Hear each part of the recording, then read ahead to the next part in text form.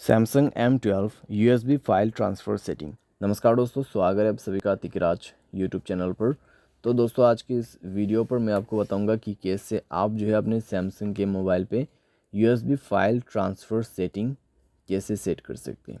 ठीक है, तो आप दोस्तों जब भी अपने मोबाइल से USB के थ्रू फाइल ट्रांसफ़र करने की कोशिश करते हैं तो आपके पास सेटिंग होना ज़रूरी है। ठीक है, तो यूएसबी फाइल करते वक्त यूएसबी से फ़ाइल ट्रांसफ़र करते वक्त कौन सा सेटिंग आपको करना है, ये मैं आपको इस वीडियो में बताऊंगा। वीडियो को अंत तक देखिए, ठीक है, और आपको भी सेटिंग यहाँ पे पता चल जाएगा। वीडियो शुरू करने से पहले अगर आपने चैनल को सब्सक्राइब नहीं किया है तो सब्सक्राइब ज़रूर से कर लेना। ठीक है, तो चलिए दोस्तों वीडियो शुरू करते हैं। तो सबसे पहले आप जाइए अपने मोबाइल की सेटिंग पर और अपना डेवलपर ऑप्शन इनेबल कर लें।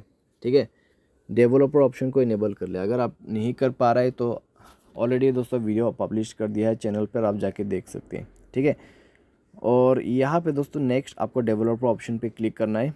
उसके बाद नीचे पे जाना है और आपको मिलेगा यहाँ पे नीचे में कॉन्फ़िगरेशंस।